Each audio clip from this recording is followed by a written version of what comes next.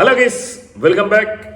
അങ്ങനെ ഏവരും വളരെ ആകാംക്ഷയോടെ കാത്തിരുന്ന ഒരു വീക്കെൻഡ് എപ്പിസോഡ് സമാപിച്ചിരിക്കുന്നു. നിങ്ങൾ പലരും കണ്ടു കാണും.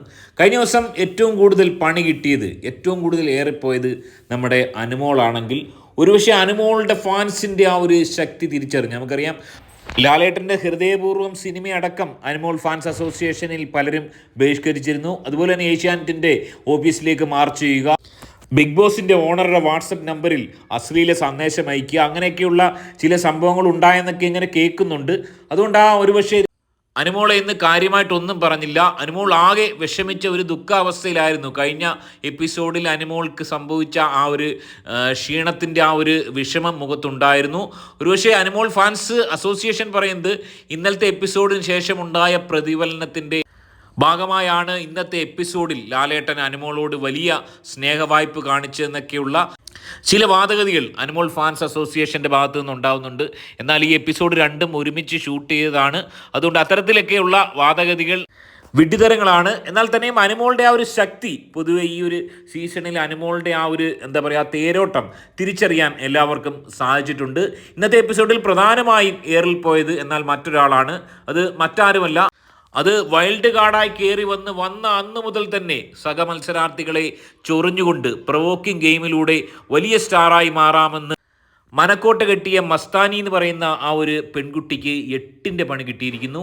അടുത്ത 2 ആഴ്ചയിലും മസ്താനി ഡയറക്റ്റ് നോമിനേഷനിലേക്ക് പോയിരിക്കുന്നു. നമുക്കറിയാം, ആദ്യ ആഴ്ചയിലാണ് മസ്താനി കടന്നു പോകുന്നത്. മസ്താനിക്ക് വലിയ രീതിയിലുള്ള സപ്പോർട്ടില്ല, എവിക്ഷനിൽ ഇതുവരെ വന്നിട്ടില്ല, വോട്ടില്ല. അത്തരമൊരവസ്ഥയിൽ മസ്താനി ഡേഞ്ചർ സോണിലേക്ക് പോയിരിക്കുന്നു എന്ന് തന്നെ പറയാതെ വയ്യ.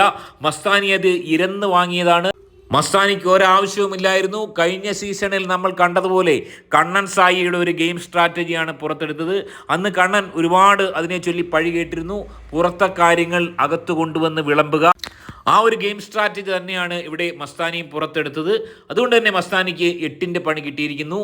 പ്രമുഖ നടിയായിരുന്ന പുറത്തുപോയ നമ്മുടെ രേണുസുതിയുടെ സുധിച്ചേട്ടൻ്റെ പേര് പറഞ്ഞാണ് ആദ്യം മസ്താനി തുടക്കമിട്ടത്.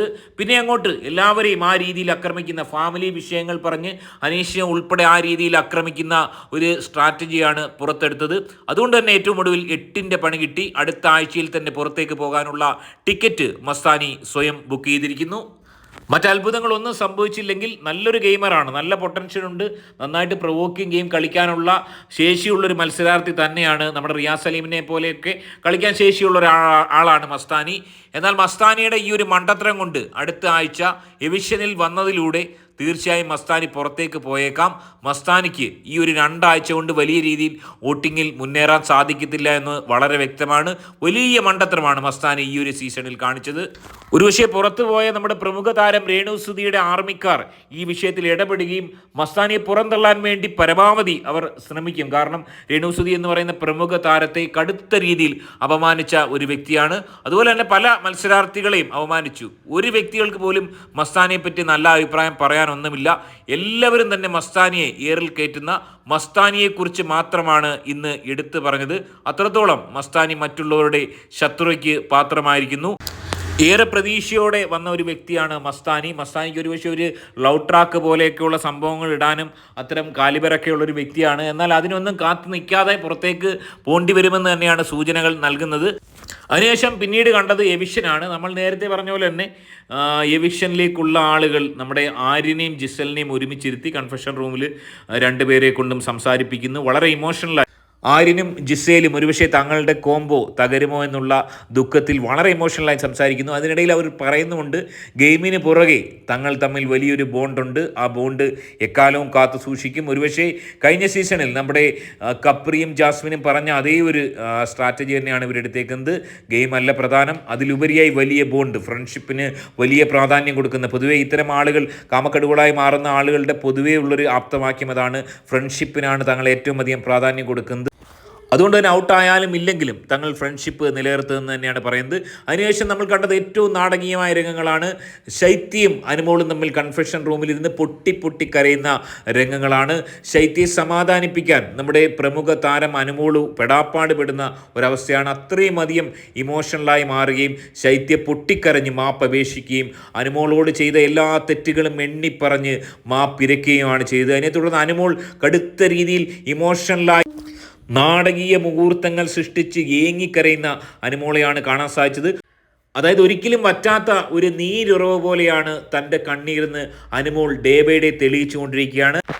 എന്നാൽ ദൗർഭാഗ്യമെന്നോണം അനുമോളുടെയും സഹമത്സരാർത്ഥികളെയും ഏറെ സങ്കടത്തിലാക്കിക്കൊണ്ട് നമ്മൾ പ്രതീക്ഷിച്ചിരുന്ന പോലെ തന്നെ ശൈത്യ ഈ വീട്ടിൽ നിന്ന്, ബിഗ് ബോസ് ഹൗസിൽ നിന്നും ഏറെ ദൗർഭാഗ്യകരമെന്നോണം ഔട്ടായിരിക്കുന്നു. ശൈത്യ അവിടെ നിന്നിട്ട് പ്രത്യേകിച്ച് കാര്യമൊന്നും ഇല്ലായിരുന്നു. ശൈത്യ വന്ന അന്ന് തൊട്ട് ഡൗൺ ആയിരുന്നു. ശൈത്യ പറഞ്ഞത് കഴിഞ്ഞ ആഴ്ചയിൽ ഞാൻ കുറച്ച് ഡൗൺ ആയി പോയി എന്നാണ്. എന്നാൽ അങ്ങനെയല്ല, വന്ന അന്ന് മുതൽ ഇന്ന് വരെ ഡൗണായി നിന്ന്, വളരെ സ്റ്റേബിളായി ഡൗണായി നിന്ന് ഗെയിം കളിക്കാൻ ശൈത്യ കാണിച്ച ആ ഒരു മികവ് എടുത്തു പറയേണ്ടത് തന്നെയാണ്. അത്തരത്തിൽ കളിക്കുന്ന ആളുകൾ വളരെ അപൂർവമാണ്. കഴിഞ്ഞ സീസണിൽ സായി കൃഷ്ണ അല്ലെങ്കിൽ റോൺസൺ വിൻസെൻ്റ് അങ്ങനെ ചില ആളുകൾ മാത്രമാണ് അത്തരത്തിൽ സ്ട്രാറ്റജി എടുത്ത് കളിച്ചിട്ടുള്ളത്. അത്തരത്തിലൊരു മികച്ച വാഴകളിൽ ഒന്നായി പേരെടുക്കാൻ ഈ ചുരുങ്ങിയ ദിവസങ്ങൾ കൊണ്ട് തന്നെ ശൈത്യയ്ക്ക് സാധിച്ചു എന്നുള്ളത് ഏറെ പ്രശംസ അറിയിക്കുന്ന കാര്യം തന്നെയാണ്.